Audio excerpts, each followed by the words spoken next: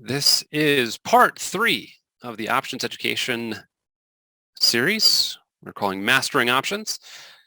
Today we're going to be talking about straddles, strangles, and time spreads.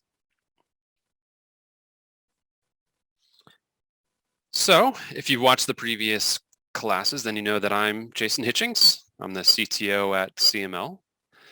I started working with Ophir about 15 years ago at a company called LiveVol. And that's when I first started getting into options analytics and options trading.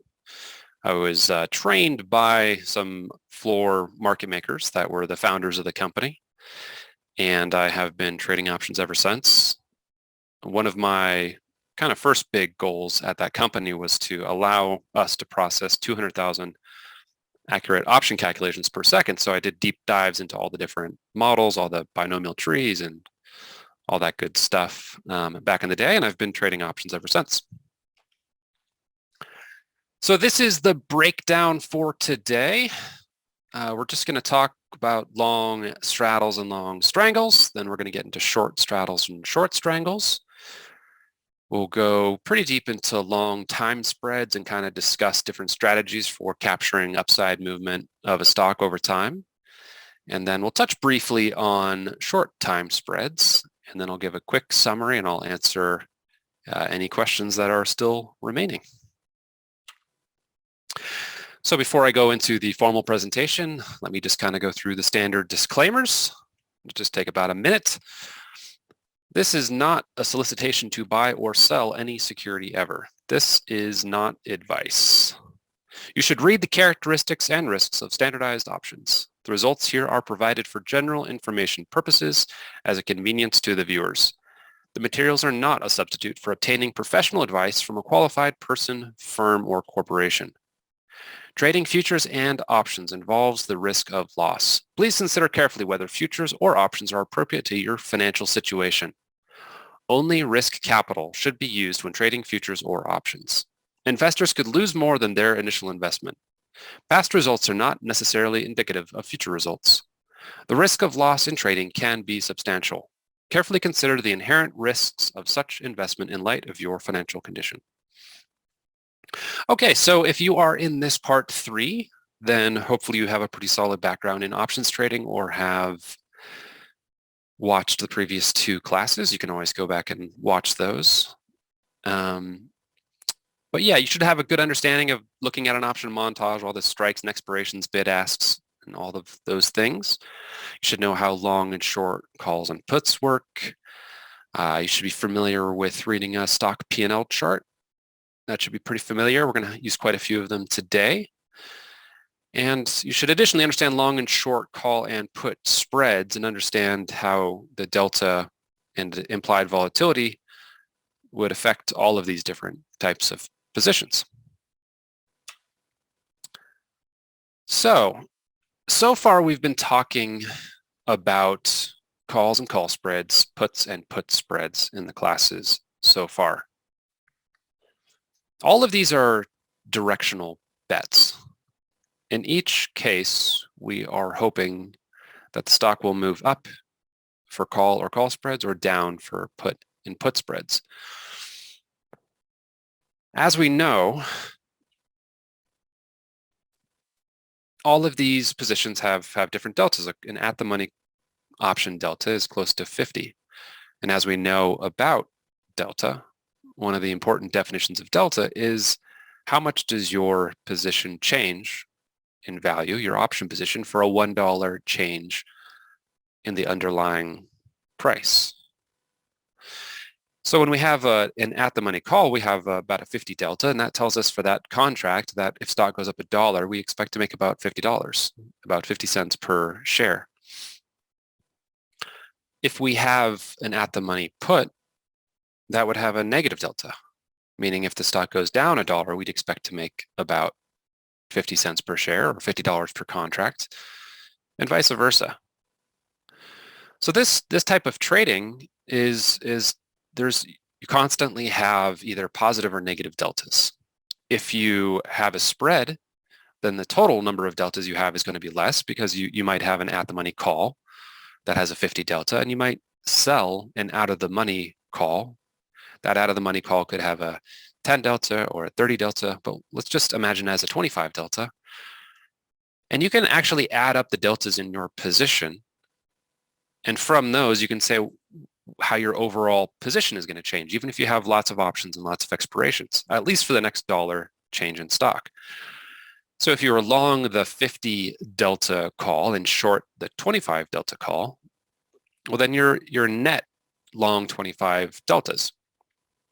That means if the stock goes up $1, that your position is probably going to change about 25 cents per share or $25 per contract.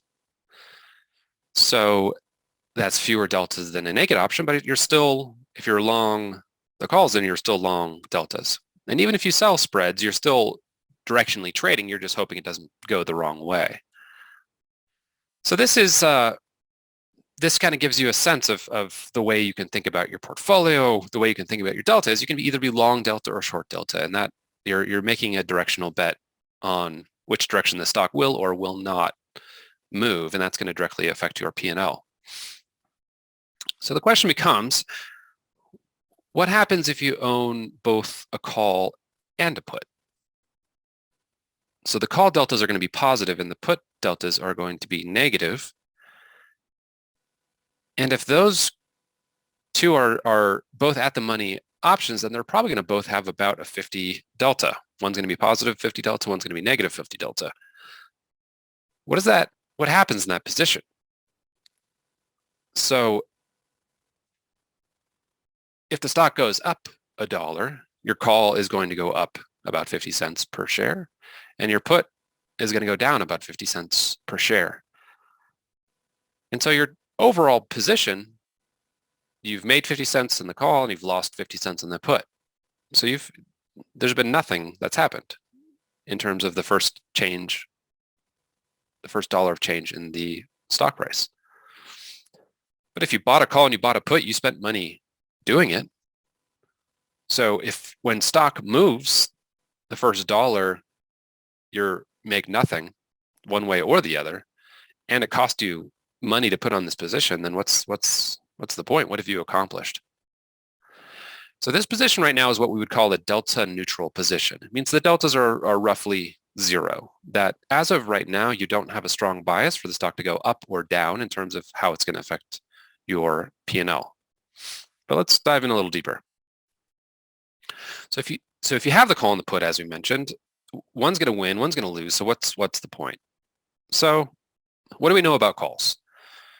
What's the most you can possibly win if you're long a call?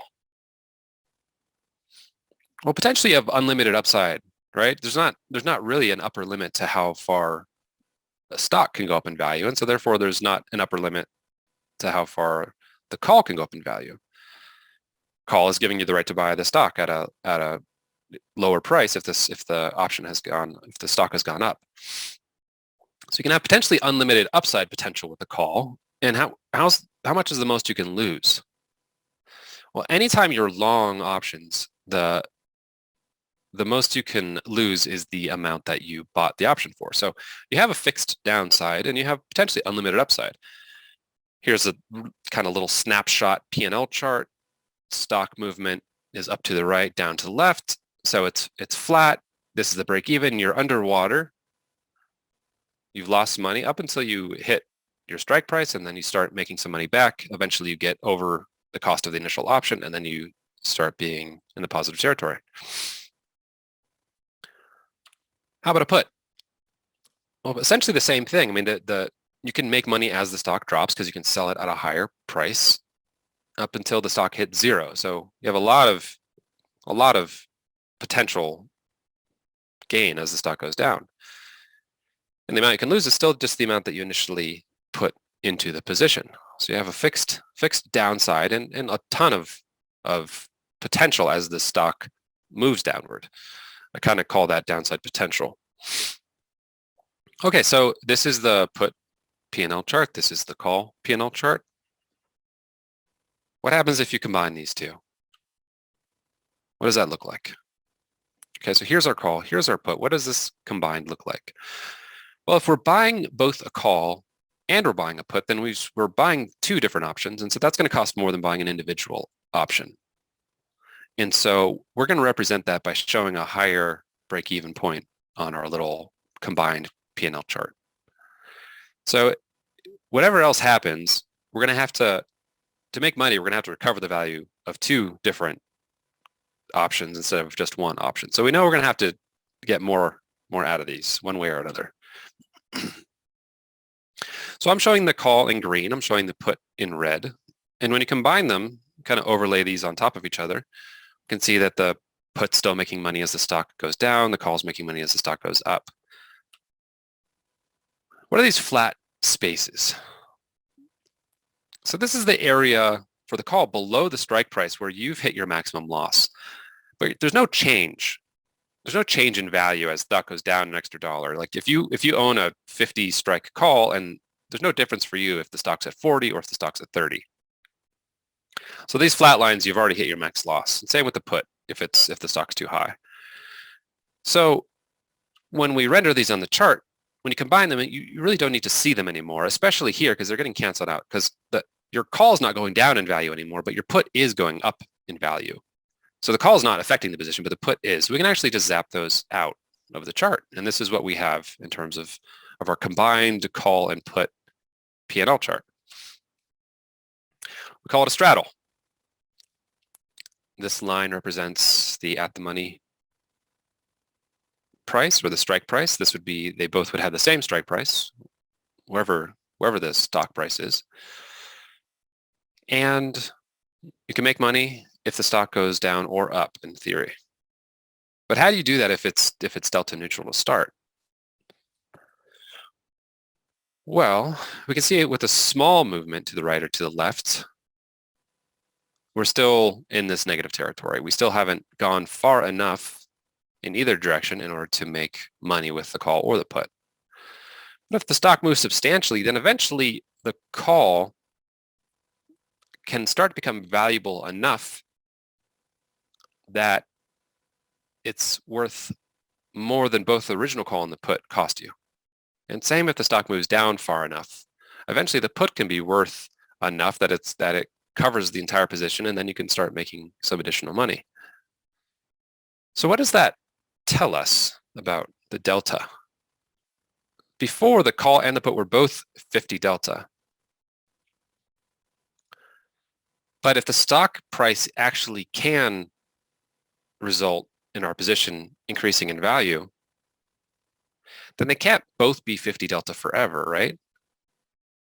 And if we think back to some previous classes, what happens to an option that's in the money?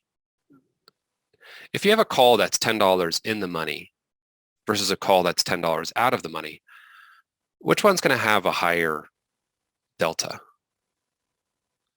Well, one definition of delta is the chance that an option will finish in the money. And so it stands to reason, if you're buying an option that's already in the money, then the chances have to be higher of it finishing in the money. And so therefore, an option that is in the money is going to have a larger absolute delta. So a call is going to have a larger positive delta, and an in the money put is going to have a larger negative delta. The further in the money your option gets, the more the call will start to act like stock, just pure stock, where every time the stock goes up $1, your delta is going to go higher and higher and higher. It's going to go from 50 to 60 to 70 to 80 to 90 to 99. At that point, when the stock goes up $1, your position is going to go up 99 cents. So it's going to mimic as if you owned the stock outright. And same in reverse. If you own a 50 strike put, as stock goes from 50 to 40 to 30 to 20, it's going to be a lot like you own short stock. Every time the stock goes down $1, you're going to make 99 cents in your options position. So we can see that initially you're starting off with a delta neutral position. But as the stock starts to go up, the call delta is increasing and the put delta is decreasing. And all of a sudden you have a long delta position. So once the stock starts going up a little bit, you are no longer unbiased about what direction you want the stock to move. You are now have a strong incentive for the stock to continue moving up, because that's going to be the quickest path for you to get into this profitability zone. And same with the stock starts moving down. Your negative deltas of this position are going to increase, increase, increase. The call delta is going to move towards 0. The put delta is going to move towards negative 100. And the further that goes, the more incentive you're going to have. There's a term for how delta changes over time, and that term is called gamma. And I'm just going to mention it right now, that gamma will help tell you how much your position is going to act like stock as it changes, how much the delta is going to change over time. And then we'll touch on that more in the 4th options class. Okay, so let's look at a real example. Let's look at an at-the-money straddle. And then how am I going to decide what company to look like? I could just pick a ticker at random that I know. But let's use TradeMachine to find something more interesting. And so I'm going to pick a time range of the last few months, because I think that's more representative. I'm going to look at the last 3 or 4 months of data, because the market's been in a different paradigm than it was for the couple of years before that. So I'm going to look at that pretty recent stock history. I'm going to look at options that are going to be expiring about 14 days out. And again, we can never, with TradeMachine, we can't invent options that don't exist. So it's going to look for the options that are closest to 14 days out. Could be 10 days, it could be 23 days. It's going to look as close as it can. I click on my portfolio view. I've created a portfolio of the NASDAQ 100 stocks. I'm going to click a straddle. And I'm going to say never trade earnings, because I don't want a couple big earning moves to distort how the entire position looks as I'm looking at individual tickers. So I'm going to say never trade earnings. Additionally, I'm going to double check my deltas. If you click the little settings gear in the top right, it's going to open this backtest settings window. And if you're testing multiple tickers, then it's the center delta that is going to determine the deltas in your position. So the first leg is going to be the top of these two, and the second leg is going to be the bottom. So this will be the call delta, and this will be the put delta in the straddle.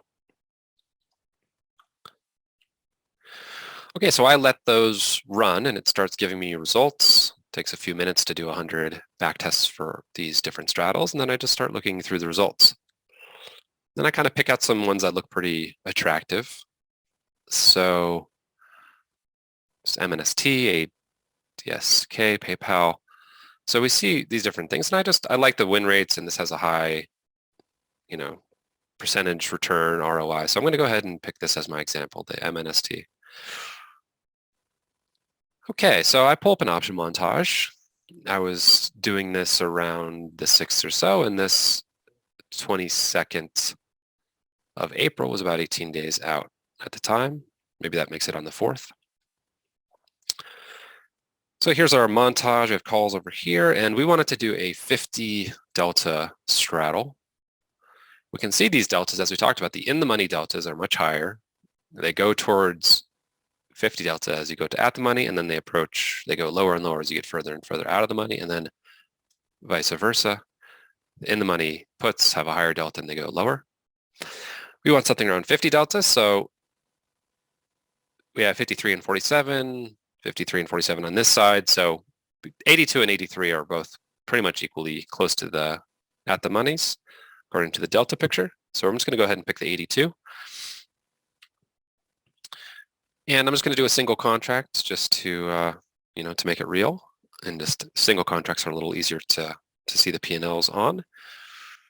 And the markets were 260 at 3 and 220 at 275, and I got filled at 290 at 260. So my overall position is costing me $550 to hold this straddle.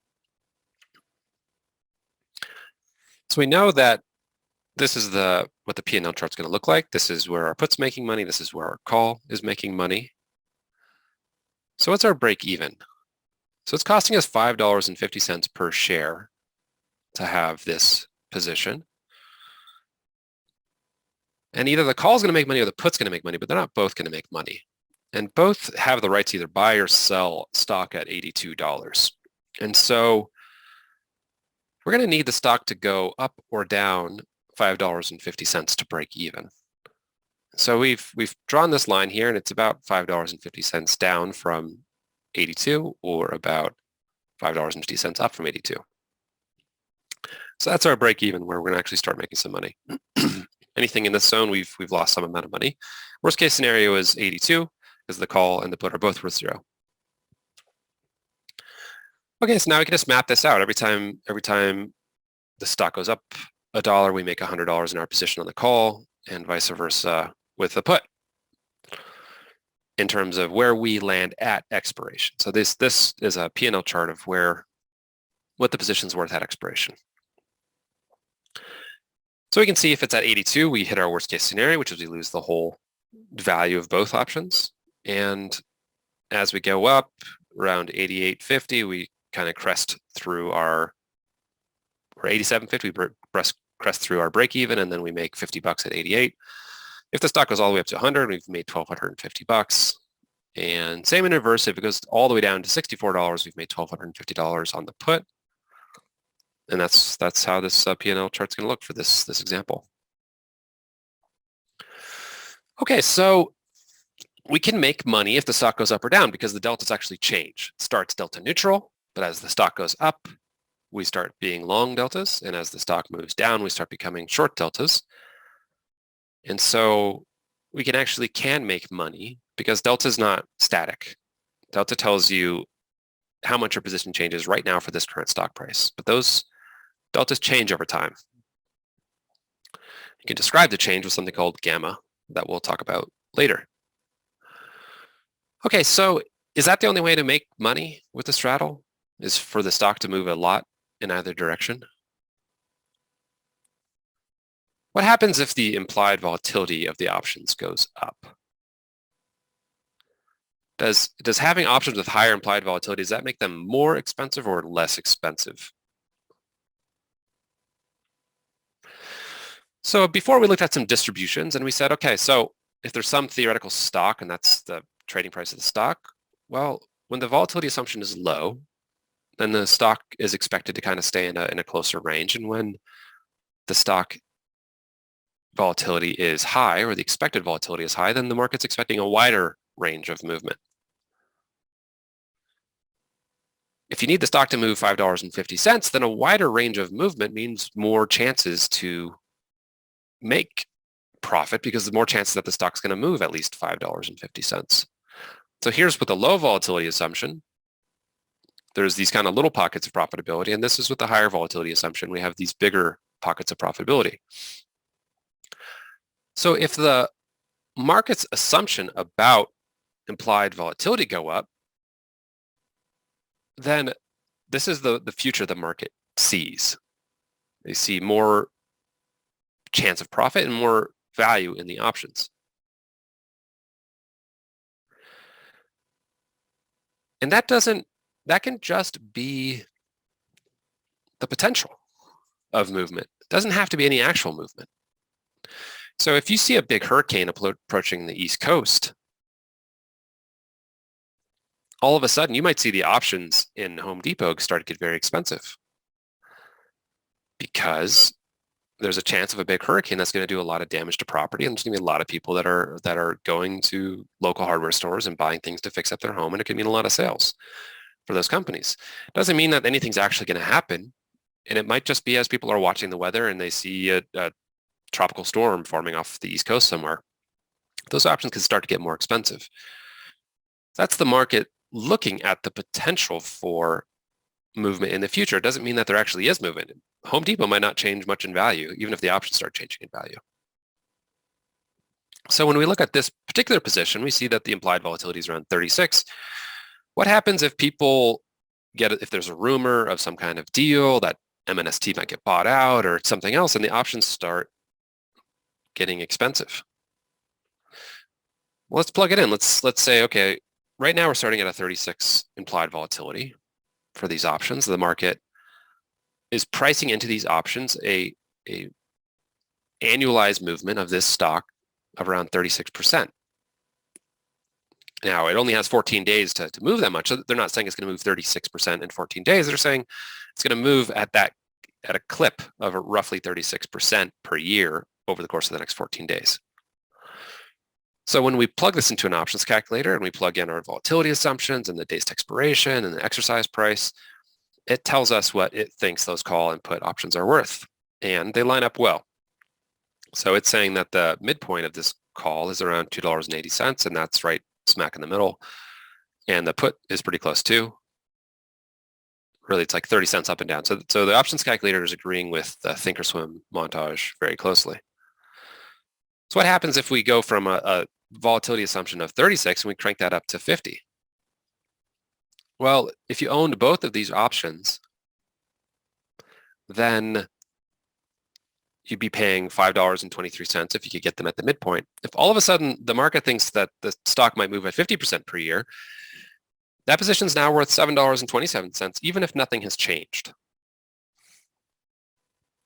So in that sense, you own volatility, your long vol, because as the volatility assumptions increase, the value of your position can go up. And in this case, your position would increase about 39% in value from that move from 36 to 50 vol.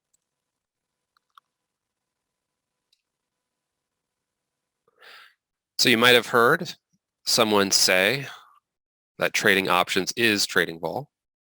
And it's very true. Whether you're long or you're short, every option is tied to the volatility. That's how the options are priced. So when you have this straddle, you can make money either through real movement, real volatility of the stock, hoping it goes up more than 550 or down more than 550, or by an assumption of future movement. If that increases faster than the time value of our position decreases. These are long options. And so we know that once you're at expiration, the remaining time value in the option is going to be zero. Any value that's left is the intrinsic value at that point. If you have the right to buy or sell this MSTN stock at $82 and it's the it's expiration day and it's still at $82, those have no option, no value. There is no premium, no time value left in those options. So time when you're long options is always working against you. But if the volatility assumption increases, then the options can still go up in value. Now we touched on this before, but we know that as the stock goes up or down in value, that we're actually going to be not exactly delta neutral. We're going to be slightly long or slightly short deltas. Oftentimes, if you're trading a stock, if you're trading the SPY, you might have all the strikes you want and be able to get very close to at the money, but it's frequently the case that there might be a stock that's trading at $11.10, and the choices for which strikes are the 10 strike or the 12.50 strike. So if you wanted to buy a straddle, you're going to have to choose either the 10 strike or the 12.50 strike. And so if you choose the 10 strike, well, then the call is going to be a little bit in the money and the put's going to be a little bit out of the money.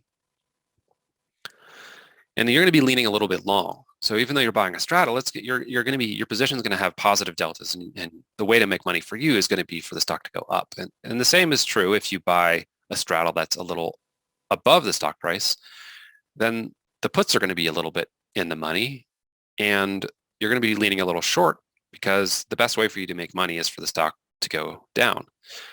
So that's something to think about. But there would be another choice if you wanted to benefit from the volatility of the stock and you didn't want to lean short or you didn't want to lean long. You don't have to have the call and the put be on the same strike. In that scenario, if the stock was at 11.20, you could buy a put at the 10 strike and you could buy a call at the 12.50 strike.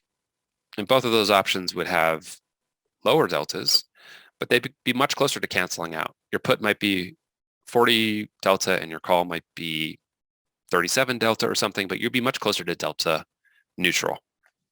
So let's look at an example of that with this stock that we're following.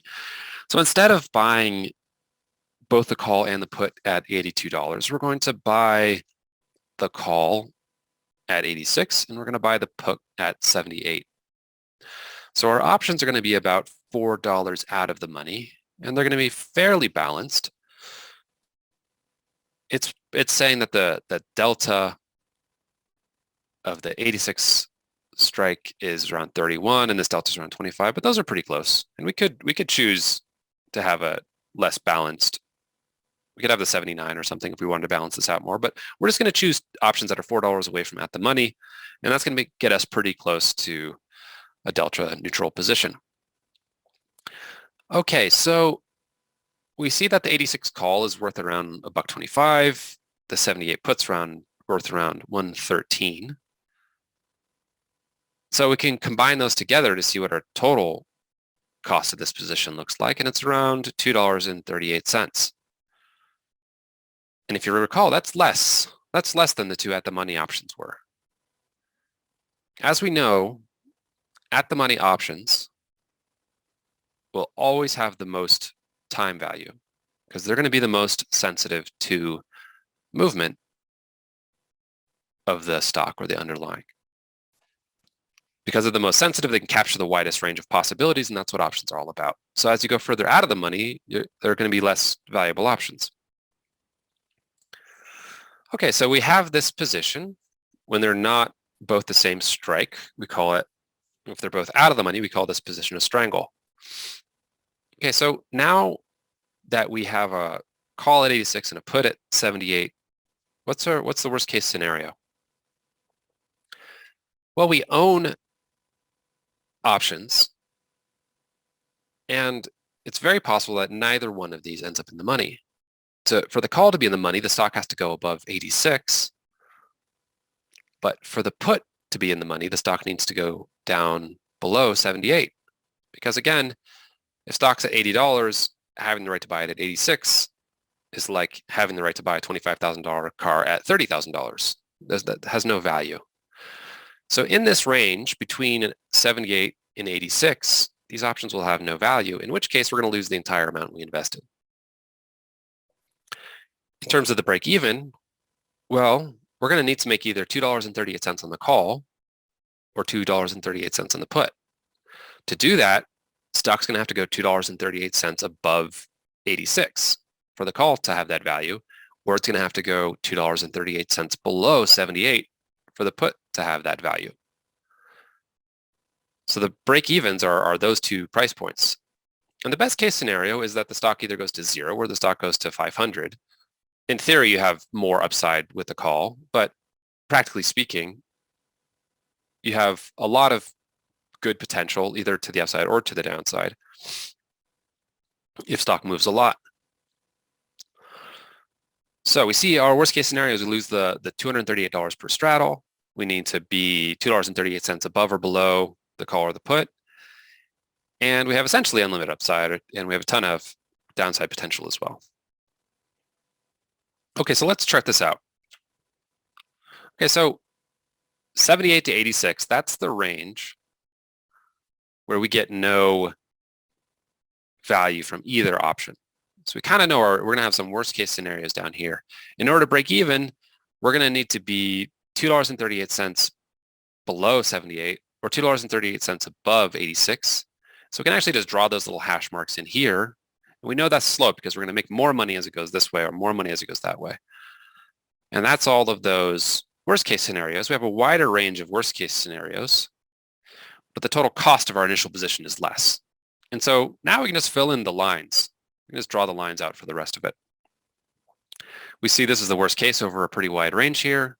As the stock starts going further down, we start making money. As it goes further up, we start making money as well. And if it goes as high as 100, we'd make $1,162 on the position. So let's look at these two. So the range on this, to chart this straddle, we had to chart values from 550 to 250 for the same stock prices. For the strangle, we really is about 250-ish up to about 180 or something.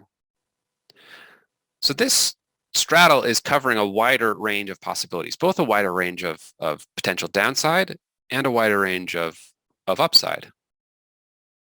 Our worst case scenario for the straddle was down $550. The worst case for the strangle was something like 238.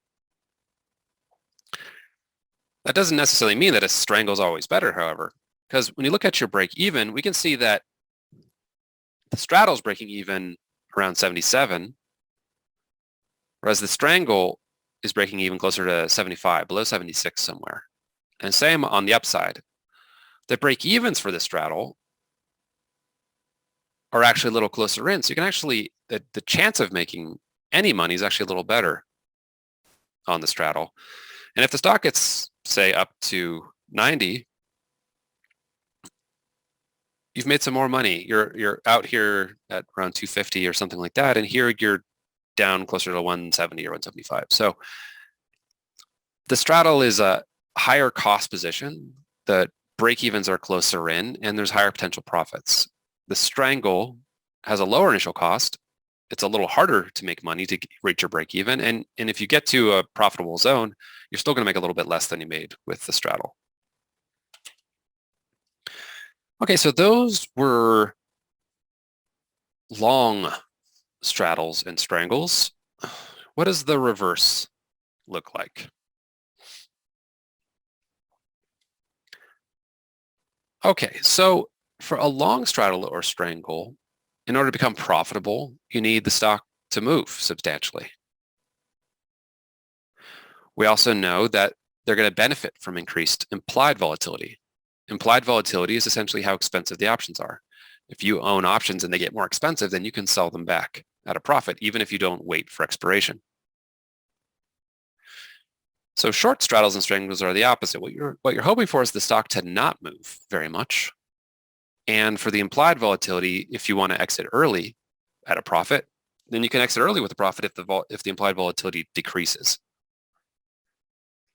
If you hold this all the way to expiration, then the implied volatility doesn't matter because the future movement of the stock over the course of the next year has no bearing on the position if you have 5 minutes left to make your decision about whether to buy or sell the stock. So again, the implied volatility tells you how expensive, how much time value is in the option, how much premium is in the option. Has no bearing on the intrinsic value. So because we want high volatility and high implied volatility on the strangles and straddles, you can call this like being long vol or buying vol. In the short straddles and strangles, you can consider to be short vol. Okay, so here is a picture, the P&L chart of being short a straddle. We see that our best case scenario now is that the stock hasn't moved at all, and we're going to make our maximum profit of $550. We start losing some money as the stock goes way down or goes way up. And if we're lucky, the stock might just zigzag back and forth. The stock can actually move quite a bit if it doesn't keep moving in the same direction. So if the stock bounces between 80 and 84, 80 and 84, and it's moving, a substantial amount, $3, $4 every single day, but it doesn't go anywhere. It's just like a ping pong ball bouncing back and forth between these two values. That's fine for us because it's going to still land it nicely in this high profitability zone for us. But even if there's small movements, if they go consistently in one direction or the other, then we're going to no longer be profitable. And the downside is essentially infinite. There is something, if you want to trade a short straddle, there are ways to do it without infinite downside. And we're going to talk about that next in the fourth options class in this series. And you can actually buy some protection out here. You can change this position from a straddle into something called a butterfly. And we'll talk about that next time. Here's what our short strangle looks like. You can see that your maximum profitability is over a wider range, but your maximum profit is much lower. It's at $238 now.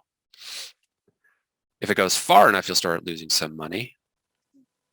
And there's still essentially unlimited downside and an unlimited downside either as the stock goes up or it goes down. It can cost you an unlimited amount of money essentially. But the chance of it costing you anything are lower because it has to move further before you're outside of your maximum profitability zone.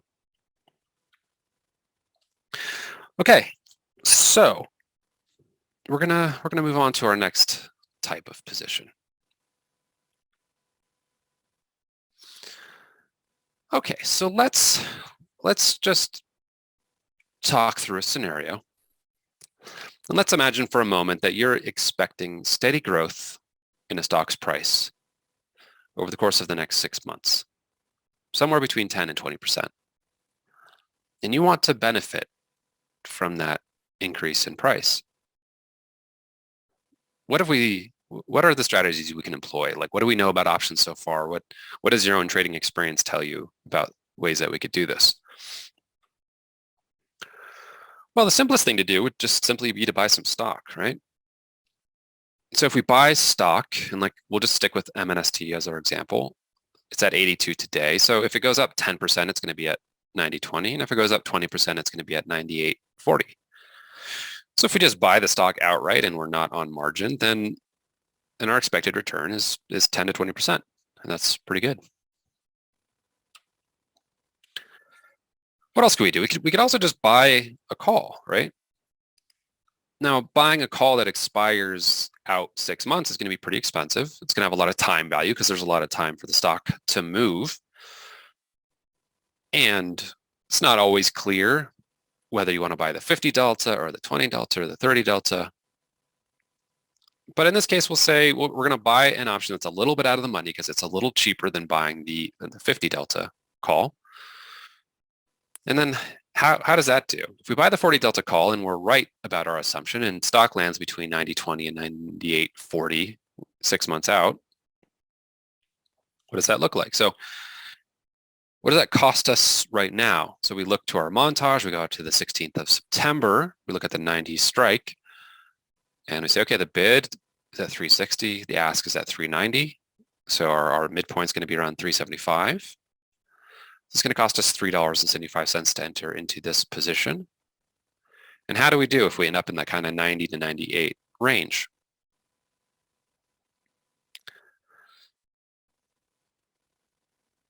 So this says 10 to 30. This is actually 10 to 20%. So if we are buying the September call at 375, where do we end up? So I've corrected that there. So the expected return, if the stock's at $90.20 at expiration, how much is your 90 call worth? Well, you can buy stock for 20 cents less than it's trading now. So it has 20 cents of intrinsic value at that point. You spend $3.75, so it only has about 5% of the value left. So you've lost about 95% of the value in that scenario. But if it does go up substantially, if it goes up 20%, then all of a sudden this thing is worth $8.40. And if you take something that started at 375 and you go up to 840, that's more than 100% return, 125% return.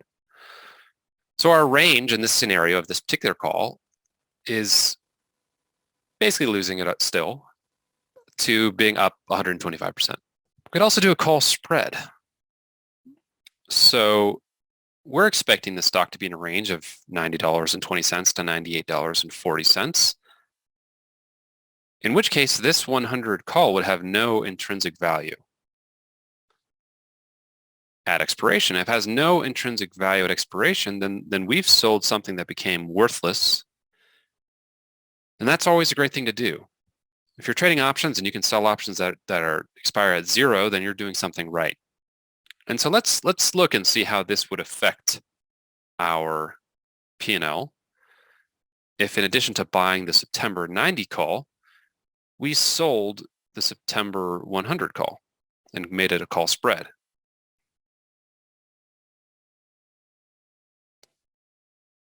So here's our options montage. There's the 90 strike. There's the 100 strike. We can see that the midpoint for this 90 strike call is around 375. Stayed the same. And for the 100 strike, it's looking around 170-ish. So we'll call it 170.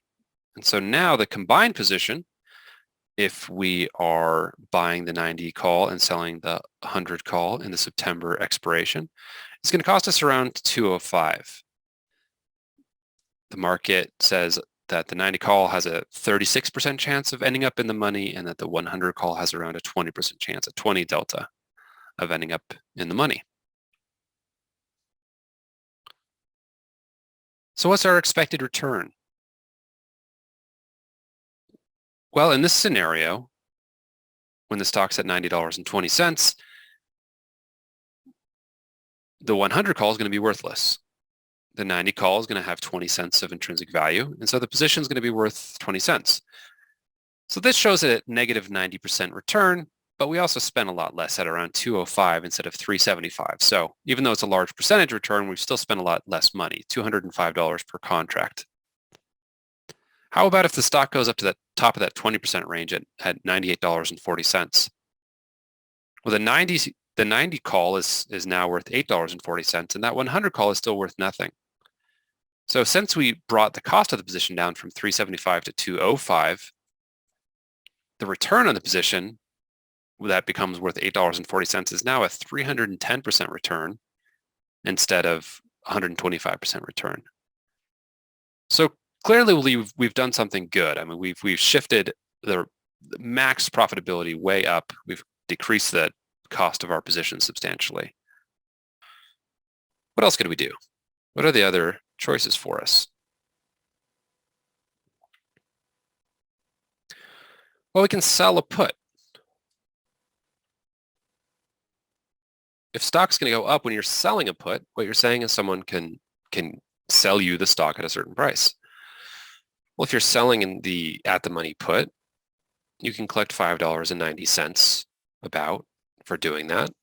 And if the stock goes up, then no one's going to try to sell you a more expensive thing for less money. And so that's going to expire worthless. You're going to collect $5.90 on that position.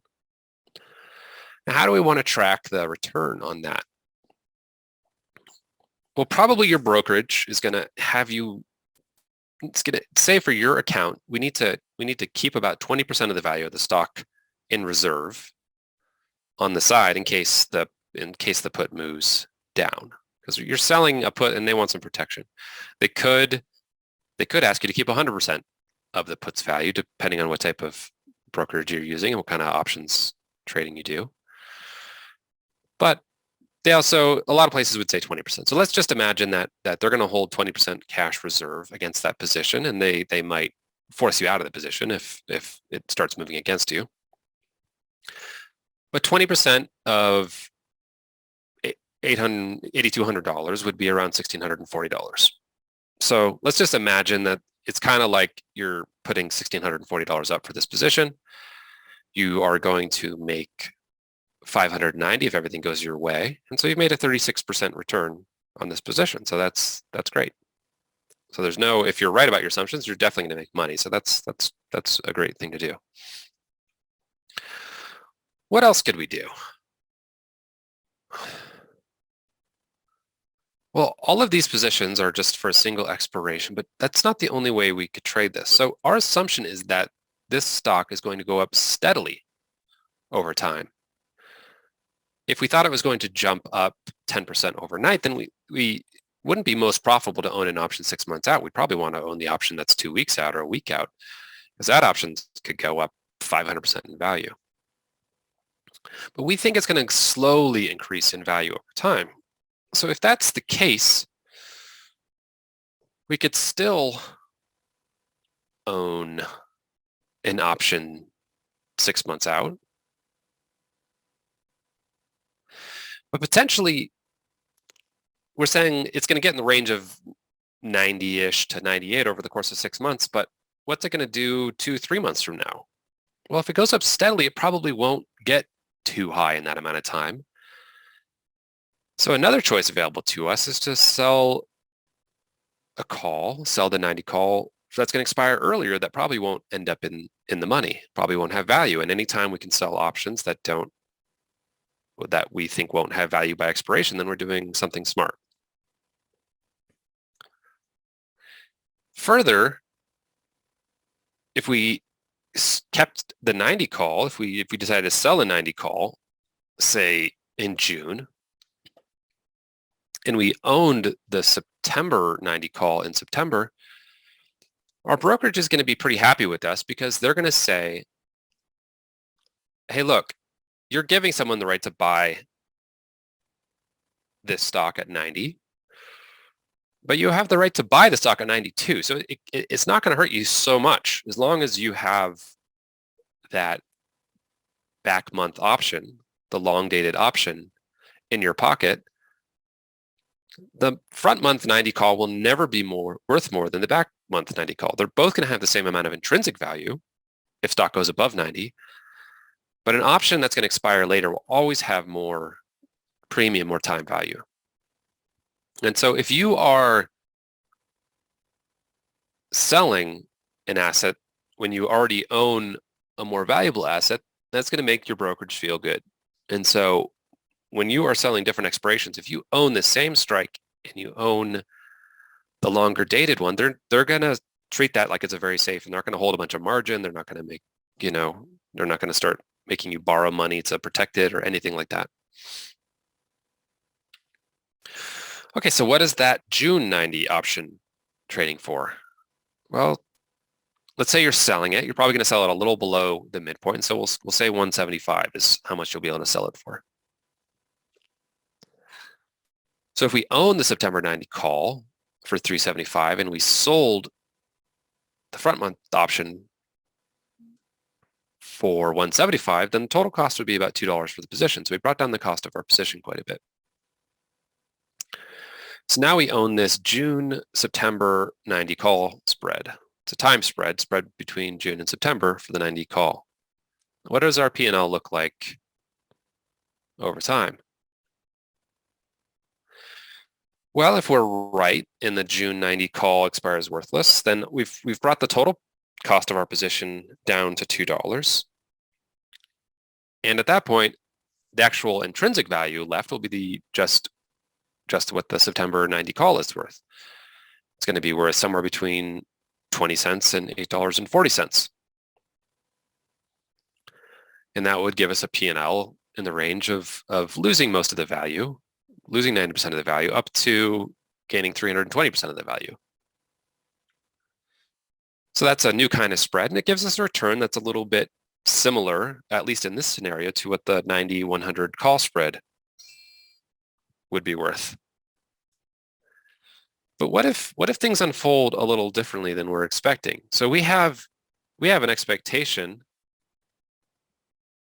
that the stock's going to move between 10 and 20% over the next 6 months. What if it moves more than that? What if it moves 30% over the next 6 months? Then how do these two positions look?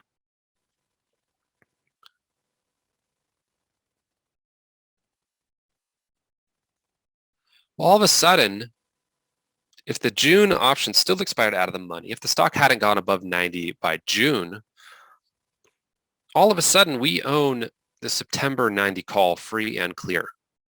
We collected $1.75 for selling that June option, but now we just own the September 90 call, quote unquote, naked. We just own it outright.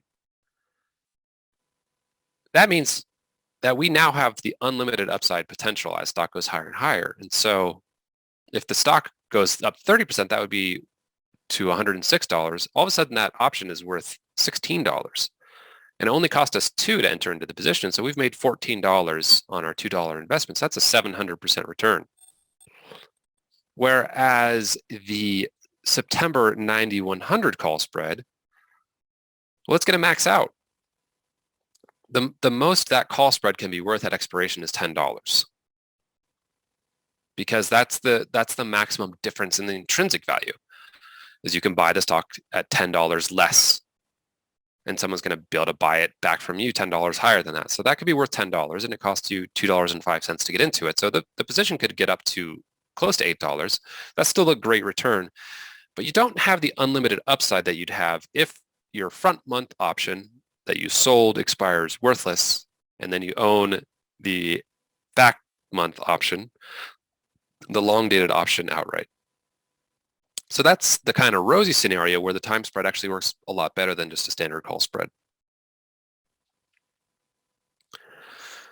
So now let's look at what happens if the stock jumps up in value. It goes up 30%, but it does it by the June expiration. Well, you're still long that 90 call in September, right? So this feels like a very positive move for you. But how does it actually affect our real P&L?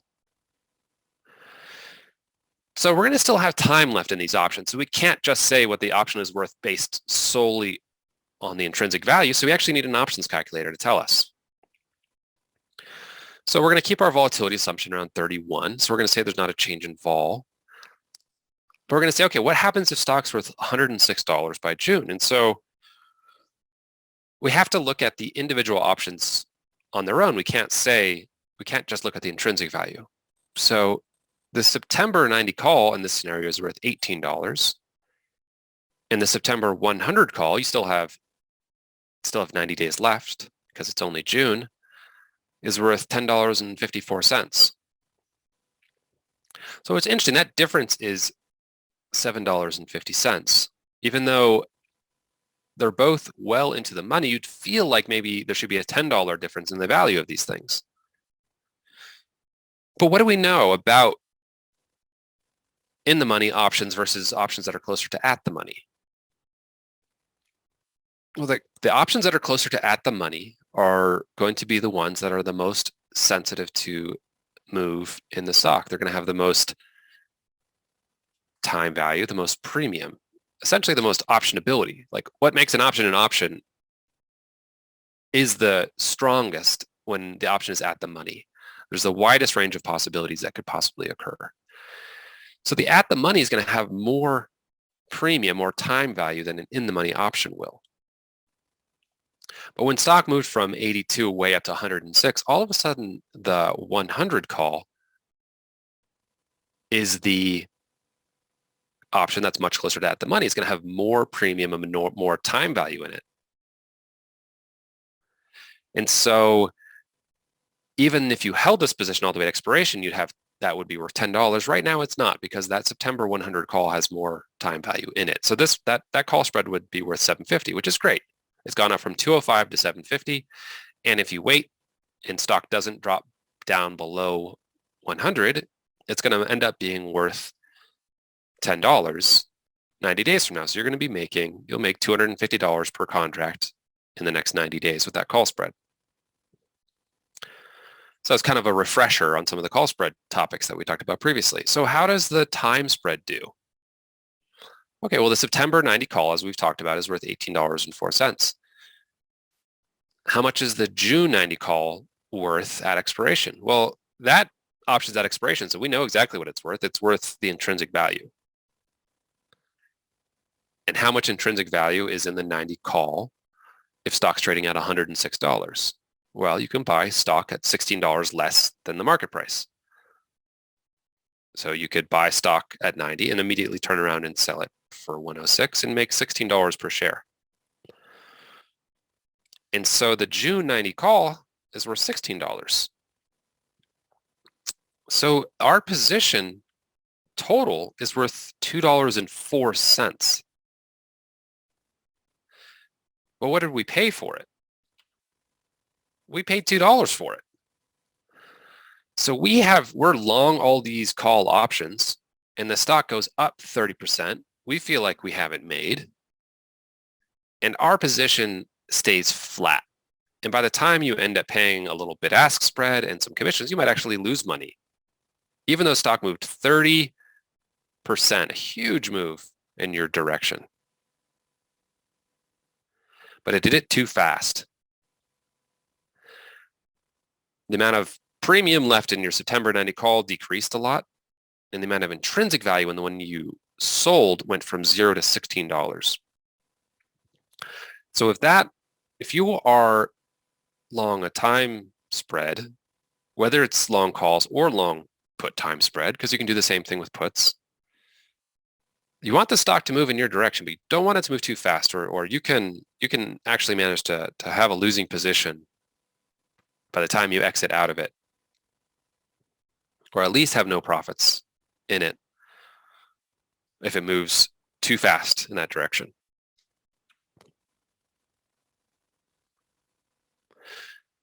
Okay, so if you went through this scenario and you said, okay, I didn't like that. I felt like I was going to have a big winner and I barely broke even. I sold an option that's too far out. I sold that June 90 call. I shouldn't have sold an option that had so much time to end up in the money. I should have just sold an option maybe 30 days out, because even though the stock moved up 30%, it didn't do it that fast, and I still would have not lost money had I sold an option 30 days out. And that's very valid. So if you sold an option 30 days out, maybe it didn't get up to 90 30 days out, and that option you're going to collect $2 or $1 for it instead of nearly twice that or more.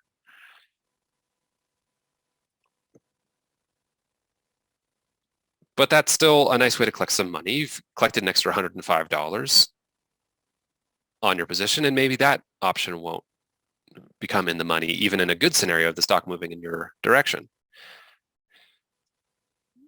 Okay, but what happens if you're successful? That front month option, that 90 strike, let's say stock ends up at 84, 86, that's going to expire worthless, but you still own the September 90 call. And what stops you from just doing it again? Because you still have that insurance program. You essentially sold an option to someone else that expired worthless. You know that you can't ever be hurt too much because you own the Backmonth option. You're not going to lose more than the difference in the two values of the options. But once that option expires, then you can just do it again. You have the same insurance policy in the Backmonth. And if you are successful, then potentially you could do this 5 or 6 times in a row before your September options come up. If you do this just right, even if the stock doesn't move, you could potentially collect $6.30 between now and September, even with the stock staying flat. And that Backmonth option costs you $3.75. So in that scenario, if you do this just right, you might be able to turn a profit on this calendar spread, this time spread, just from rolling that front month option. You sell it over and over and over. So what did we learn about the front month option? That the front month option's value decays a lot faster than the back month's value option. So you are constantly selling a front month option, which is going to go to zero value within 30 days. But your back month option is not going to go to zero value. It's going to go down just a little bit, even if stock doesn't move. So you're selling something that fizzles out in the pan. And if you do it just right, you could potentially do that over and over and over and derive a really nice profit from this position, even if stock doesn't move. So all of a sudden, if you just break even on your 90 call, you can still make a ton of money and end up at $10 per share if you just break even, if stock gets up to $90 and $93.75. And even if it just goes sideways and you do this over and over, you can still make the difference between 630 and 375.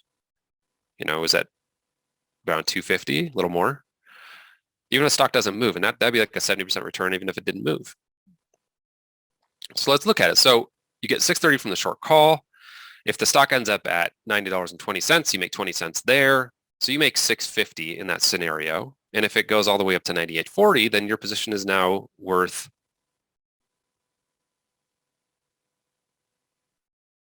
all the way up to $14.70. So now all of a sudden, your potential range of profitability is if you're right about this assumption and you're able to sell that front month option over and over and over,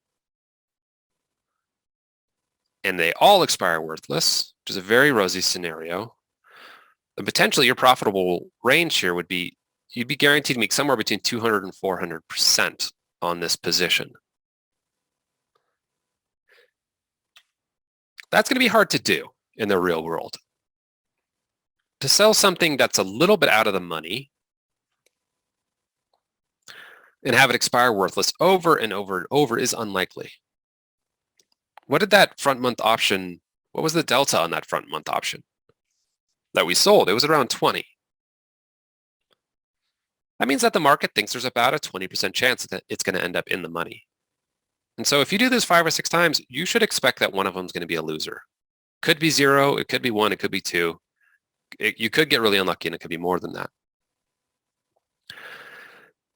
So batting 1,000 with these is unlikely unless you're selling an option that has like a 5 delta. If you're selling the 120 strike call on the front month, then yeah, the chance of that ending up in the money is almost none, but you're going to collect pennies. If you're selling options that are worth so little, as the traders I used to work with called it, they called that picking up nickels off of the train track. In this case, you'd have some insurance at least, so you wouldn't be selling it naked. Okay, so let's look at a rolling time spread. Let's look at something where you own the back month option 6 months out and you are selling the front month option about every 30 days. So let's look at that as a real example. Okay, so I just dug around until I found a stock that moved fairly steadily up over the course of around 180 days, around 6 months. And the ETFs are always going to be less volatile than the individual components. And so I just chose SPY for this example, and I chose a roughly 6-month time range where it moved up 18%. So if we did this strategy, if we sold a 30-day 20 delta option, meaning out of the money option, call it the same, or approximately the same strike as the Backmonth option that we owned, what would we expect? Do you think you are going to 100% of the time be successful with that, or how's it going to look? So let's dive in. So I'm going to create a custom strategy. So at the bottom of the strategies list, there's something called custom. I'm going to click the add button. I'm going to enter a name. I'm not having any shares of stock in this scenario. I'm going to add 2 different options down here. First, I'm going to add a long. So I'm going to say direction long, call. I'm going to say 30 delta. And I'm saying 180 days to expiration. And the number of contracts is going to be 1. So I add that. And then I repeat. But this time I go short, call with 20 delta, because that was the 90 strike that we looked at was about 20 delta when it was a month out. I'm going to say 30 days to expiration.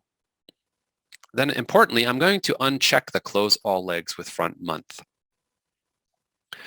The reason is if this was checked, then as soon as this 30-day option expired, it would close the entire position and then it would reopen the entire position. When it reopened the entire position, it's going to say, I want to buy options 180 days out from May. So instead of looking at September options, it's going to be looking for October options. Now, there might not be October options, so you might end up with the same position the first month.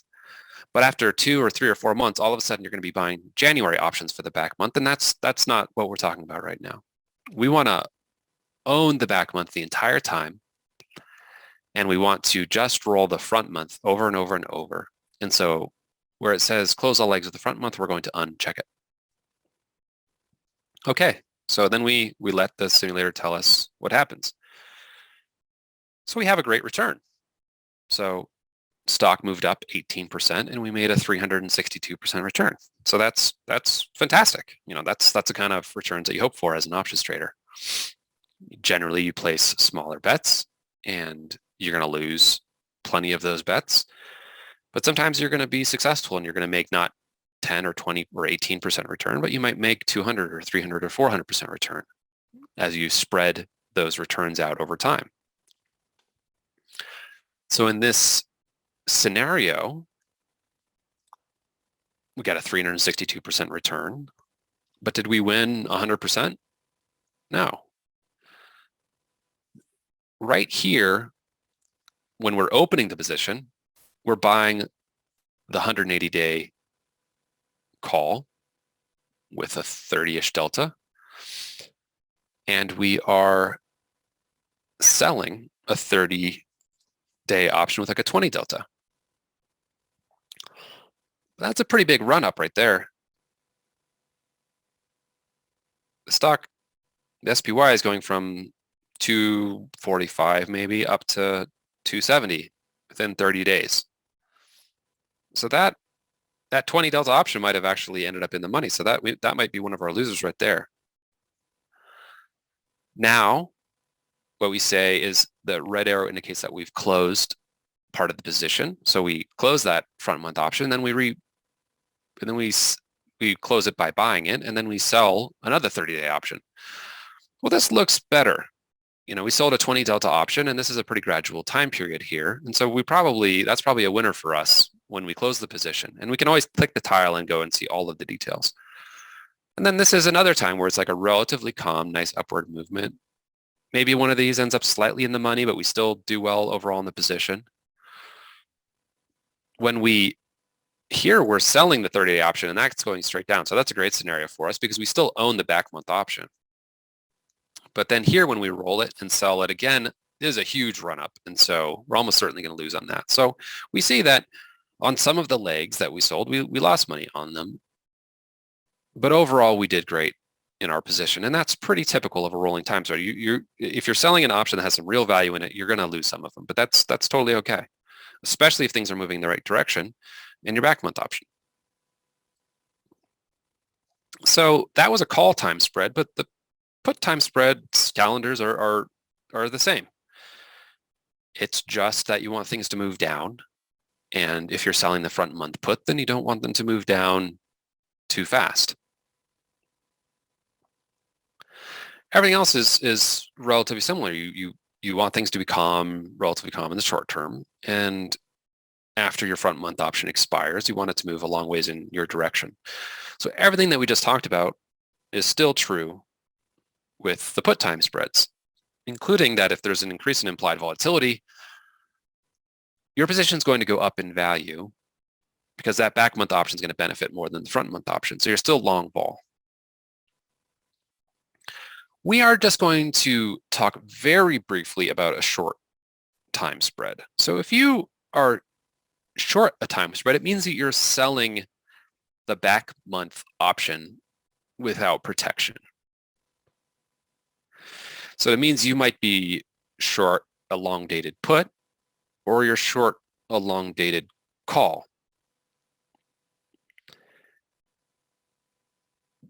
What makes it a time spread is that you're also buying a near-term option. If it's not a quote-unquote diagonal time spread, it means you bought the same strike. We'll talk about diagonal time spreads in the next class. But if you're buying the same strike, you're not hoping to make money off of that option you're buying. You're just getting some protection from your long-dated option that you sold. So the position is going to look a lot like just selling naked the back month options with a little bit of protection. And so if you're selling a long dated put short, you're saying someone can sell you the stock at that price. And so essentially you're going to want to be prepared to own the stock. And if you're selling a long dated call, then if you happen to own the stock already, then you're saying I'm okay to exit at that price. If you don't own the stock, you're saying I'm willing to be short the stock. But that's for this class, that's as much as we're gonna say about those two things. In the next class, we're going to start getting into some multi-leg trades and some diagonal time spreads. And we're also going to look at, okay, if you own that straddle and it's whipping up and down, is there a way to make money from owning stock, from kind of hedging or adjusting your delta position as time goes? And there's some pretty interesting strategies around that. I'm going to do a quick summary. And then if there's any questions, I'll take them. And if not, then that'll be the end of this class. I'll look forward to seeing you in the next one. Okay. So when you're long a straddle, you're looking for the stock to move up or down, and you want it to move not just whipsaw back and forth, but you want it to move continuously in one direction. Initially, you don't care if it goes up or down, but after it starts moving a little bit up or a little bit down, you want it to continue moving in that direction. You want some real movement of the stock. And also, if the market thinks there's going to be movement, if there's expected movement and the implied volatility goes up, that helps your position as well. With a short straddle, you're hoping for calm. If the stock does move, you want it to bounce back and forth without moving a long ways in any direction. And if the market gets assumptions about implied volatility, about the stock volatility decrease, then potentially you can exit the position early and take a profit. Additionally, if not too much happens, you can probably take a profit in the near term, because every day that position is going up in value, that stock doesn't move because you have sold options that are going down in value every day. So you can buy them back if nothing much happens at a profit. When you are long a strangle, it's a lot like being long a straddle, except stock has to move more in order for you to make some money. The initial cost is lower than if you bought a straddle. If the volatility assumptions in the market increase, that still helps you. And your break-evens will be a little bit further away, and so will your chances of turning a profit. If you're short a straddle, you want calm, and you want people to expect calm in the market. But you do have a range where the stock can move and still be at your maximum profitability. For that reason, your chances of having some amount of profit are also higher, but the best case scenario isn't as good as the best case scenario if you sell a straddle, because what you're selling isn't as expensive. With a long time spread, if you're long the call time spread, then it's still long-term a bullish position, but you want the stock to move in your direction after the front month option expires. If you're rolling that front month option a lot, then you're okay with relatively flat movement. Stock doesn't really need to move in your direction. You don't want it to move a long ways against you. But if stock kind of goes sideways, you could potentially sell that front month option over and over and over, and its time value is going to plummet. Each month it's going to go to 0, but that back month option is only going to slowly decrease in value, and so you can actually turn a nice profit that way if things go right. An increase in volatility assumptions will still increase the value because that longer dated option is going to have more time value in it.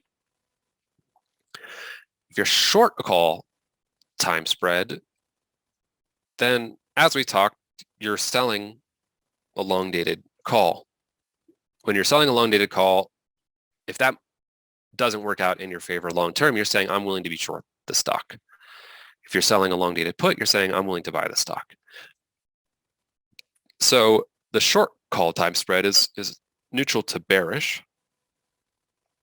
and the short put time spread is neutral to bullish, because if the stock goes up, then you are not going to have to buy the stock at a lower price. In that scenario, the increase in implied volatility will have a negative impact on your position, because what you're short, if you want to exit out of that position, then the position that the option that you're short is going to be more expensive, and you're going to be forced to be in it. So near term, you're going to show a negative P&L. If you hold it to the end, then the real P&L will just be the intrinsic value. Okay, so in the next class, we're going to talk a little bit about gamma, a little bit about theta. We're going to talk about using stock to balance out the delta in your position. And we're going to talk about some of the cool strategies that Ophir has built and tested that are in the Today tab and in TradeMachine that use some diagonals. They're powerful strategies for managing the time loss for you, managing your theta. And we're going to get into that next time around. Thanks very much for attending today. Okay, I do see one question from John, and John says, yeah, how would you think about owning a long call time spread versus selling the short put time spread? Yeah, so ultimately it's a decision about buying options versus selling options. They both directionally want the same thing. When you're long that call time spread, if I'm buying long dated options, then when I'm looking at the market, I'm saying that I think the back month options are relatively cheap.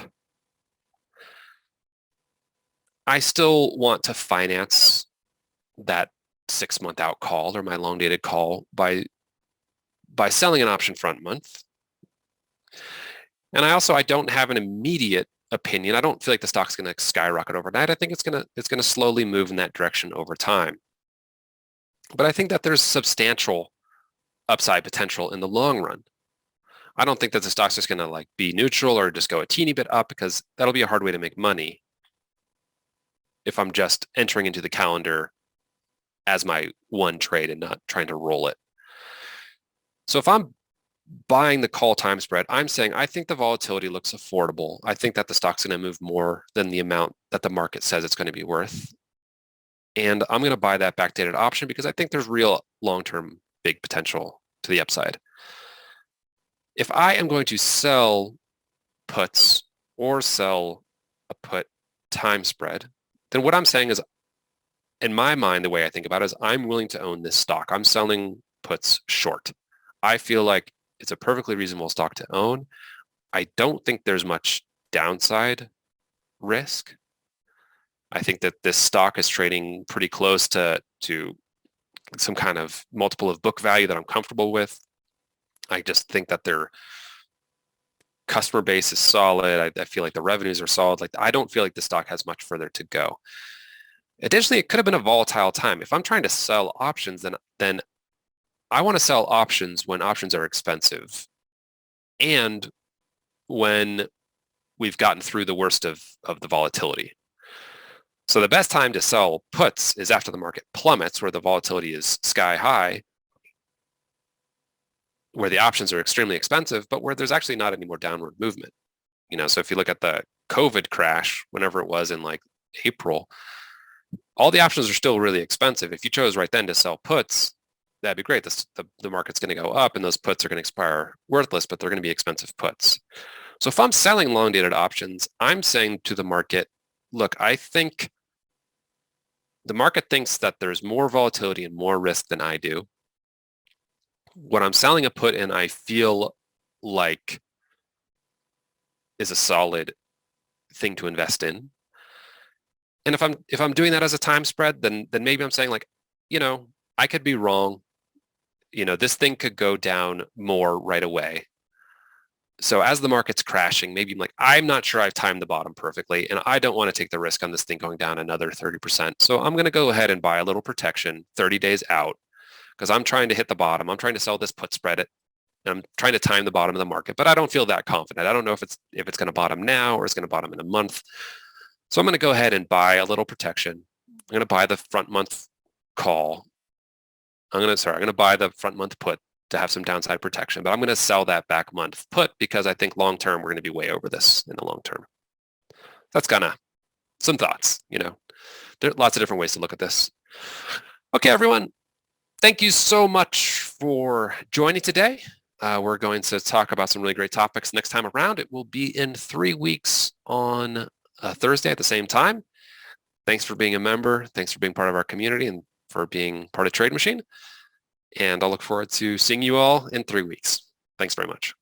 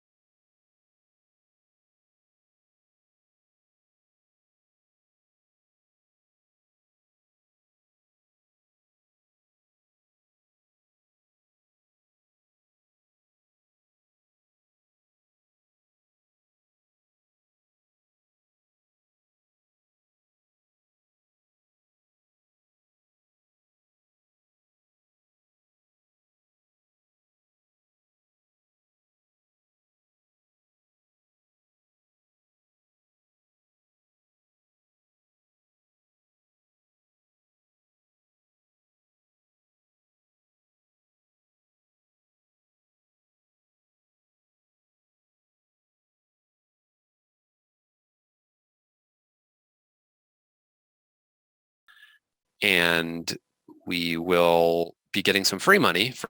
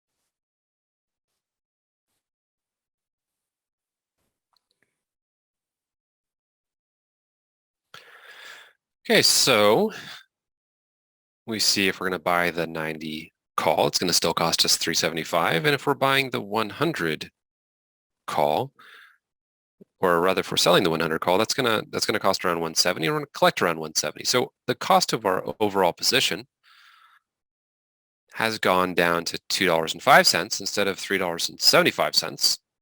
And that seems like a good thing because as far as we know, in our assumptions, the stock's never going to get above 100. So we've collected an extra $170 per contract, and we've given up nothing for it if we're right.